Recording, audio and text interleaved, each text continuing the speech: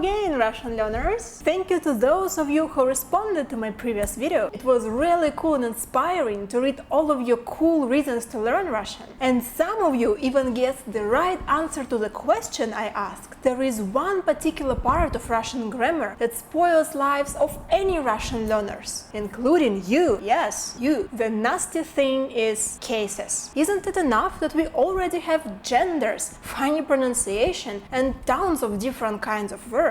I bet you wouldn't mind having a talk with the person who created all of this. Anyway, cases are the part of Russian grammar that changing the ending of words depending on the situation. Because of cases, there are 6 different ways to say every noun, adjective, number, and pronoun. And you really need to know how and when use them if you don't want to be misunderstood or not understood at all. Unfortunately, throughout my teaching career, I found out that many Russian textbooks do a poor job explaining this tricky part of Russian grammar, and pretty often they just overload students with huge confusing tables and don't do much to really help you to understand cases. But there is good news, guys. It's not as hard to learn cases as these textbooks make it. There are some ways to really simplify it, and there is one of those ways. Each case answers a particular question or questions. Let's have a look at some examples. For the genitive case, one of the main questions it answers is the question whose, подруга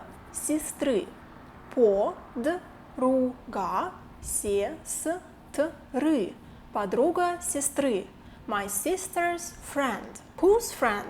My sister's. So the noun sisters is in genitive, because it answers the question whose. And speaking of endings, in many situations, but not all situations, it's very important, guys, the genitive endings will be ы for feminine nouns and a for masculine and neutral nouns. And there are questions you can ask to any case, and of course it will not give you the whole picture, but at least it will explain you 60% of the basics that you really need to start communicating in Russian. Do you have your own tricks for memorizing cases? I would really like to hear from you guys, so let me know in the descriptions below. And in the next video I will share with you some really useful stuff that help you to deal with the basics of Russian cases grammar. And that's all for today, guys. Bye!